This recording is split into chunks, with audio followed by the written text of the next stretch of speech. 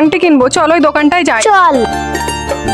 পায়েল, এই আংটিগুলো আমার পছন্দ হচ্ছে না, একটা আংটি পছন্দ করে দে না। ঠিক আছে।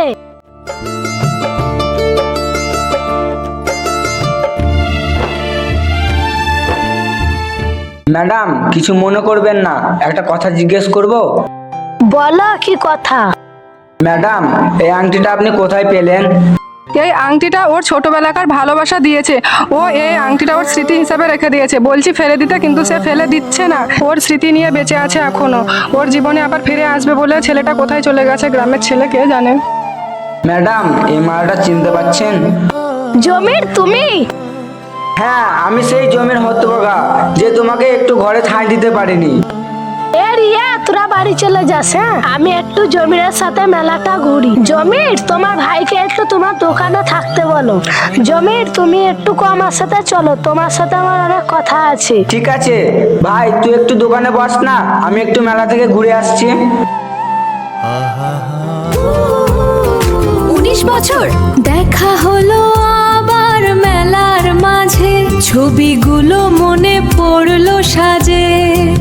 একটু দারুণ টেডি কিনে দাও না, এই হাওয়া মিঠাই তা খাবো দুজনা।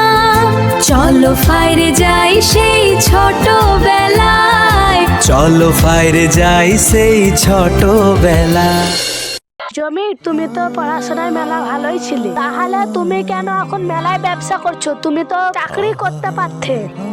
আর এই যুগে চাকরির কথা বাদ দাও, যদি বা চাকরি পেতাম তো আমি তো পড়াশোনাই করিনি, আমি ক্লাস 4 স্কুল ছেড়ে দিয়েছিলাম। কেন, কি হয়েছিল? এই কথা বলো না, কেন ছেড়ে দিয়েছিলাম এই কথা বললে তুমি নিজেকে ঘৃণা করতে লাগবে যে আমি কোন বাবা মায়ের মেয়ে। আর তোমাকে যদি না বলি তো আমাকে জোর করবে, তাহলে বলছি, তাহলে শোনো।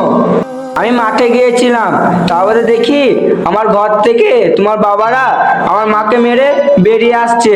আমি যদি তখন ঘর ঢুকে যেতাম, আমাকেও ওখানে মেরে ফেলতো। ছি, আমাকে আমার নিজের প্রতি ঘৃণা লাগছে। আমি কোন বাবার মেয়ে? আমি একটা খুনির মেয়ে। ছি, নিজেকেই ঘৃণা লাগছে। ঘৃণা করে কোনো লাভ নাই, আমি প্রথমেই বলেছিলাম যে নিজের প্রতি নিজেকেই ঘৃণা লাগবে। আমার বাবা মা আমার বিয়ে ঠিক করে দিয়েছে আমার বাবার বন্ধুর ছেলের সাথে। বিয়ে ঠিক করেছে? বিয়ে করে নাও, তুমি আমার সাথে থাকতে পারবে না।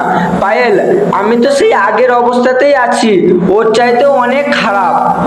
না, আমি সব সহ্য করে থাকতে পারবো। তুমি যদি 3 বেলা খাবারের বদলে একবার খাবার দাও, তাও আমি খেয়ে থাকতে পারবো। তুমি যদি ভালো জায়গায় একটা খারাপও শাড়ি দাও, তাও পরে আমি থাকতে পারবো। আমি শুধু তোমাকেই চাই, তোমাকেই লাগবে। আই লাভ ইউ জমির।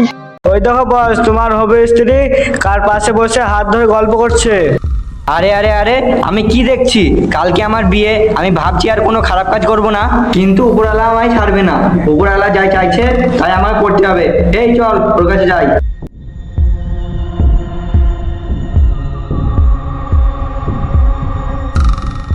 এটা কে? ওর হাত ধরে তুমি কি করছো? পায়েল, এ কে? আমি কে? আমি তোর বাপ। জমির, এ আমার বাবার বন্ধুর ছেলে, কালকে এর সাথে আমার বিয়ে। শোনা আকাশ, তুমি এখান থেকে চলে যাও, এটা আমার ছোটবেলাকার ভালোবাসা। আমি ওকে ফিরে পেয়েছি, ওকে আমি হারাতে চাই না। তোমার আমার সম্পর্কে মাঝে যদি কোনো পিঁপড়েও আসে তাহলে তাকে পিষে মেরে ফেলবো। ছোটবেলাকার ভালোবাসা আজ এখানেই শেষ হয়ে যাবে। এই মার ওকে।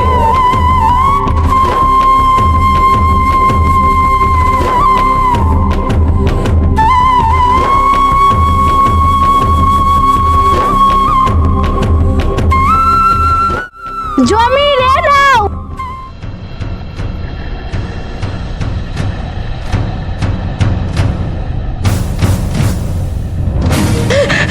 ওরে পালিয়ে চল, এলে একটা খেপে গেছে, নাই মেরে ফেলবে। পালাচ্ছিস কেন? আয়। জমির, তোমার কথা লাগেনি তো? তুমি ঠিক আছো তো?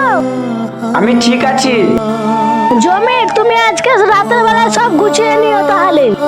ঠিক আছে, এসো, আমি আমার বন্ধুদেরকে বলছি যত বিয়ের জিনিস লাগে কিনে রেডি করে রাখবে, ঠিক আছে?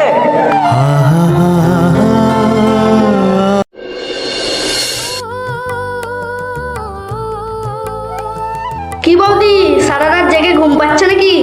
ও কিন্তু। এনা বৌদি, তোমার জন্য লাল বেনারসি শাড়ি এনেছি, আর বন্ধু তোর জন্য পাঞ্জাবি এনেছি। এনা বৌদি, তোমার জন্য সমস্ত মেকআপ মালা এনেছি, আর এই নে বন্ধু তোর জন্য কিছু টাকা নিয়ে এসেছি। আমি আর কি দেবো, আমার কাছে তো দেওয়ার মতন কিছু নাই। তোর দু হাত ভরে আশীর্বাদ করব। যা, তোরা রেডি হয়ে আয়, বিয়েটা পড়িয়ে দেবো।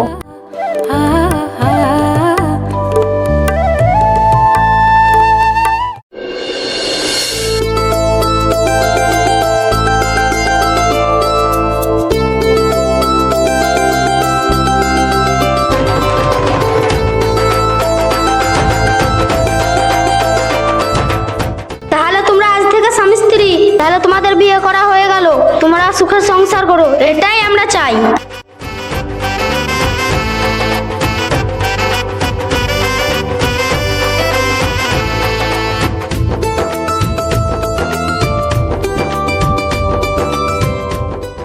চলো আমাদের বাড়ি, মা বাবার কাছ থেকে আশীর্বাদটা নিয়ে আসি, যদি বা মা বাবা মেনে নেয়।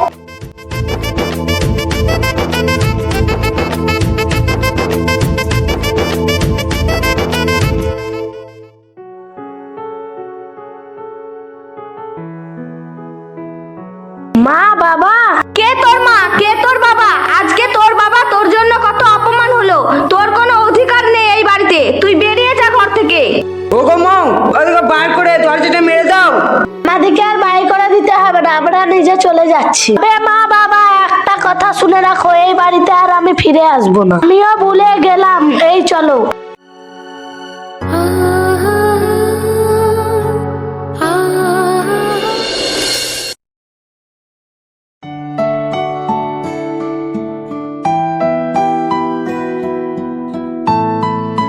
আরে এই জমির, আমি এই নরকে থাকতে পারছি না। না দুবেলা খেতে দিতে পারছো, না ভালো পোশাক দিতে পারছো।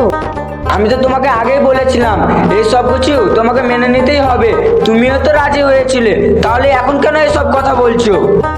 তখন আমি আবিকে বলেছিলাম, তুমি যদি কাল থেকে খাওয়া দাওয়া পোশাক যদি না দিতে পারো, তো আমি কালকেই চলে যাবো, যেদিকে আমার দু চোখ যাবে সেই দিকে। তো আমি বলে গেলাম, এটাই আমার শেষ কথা।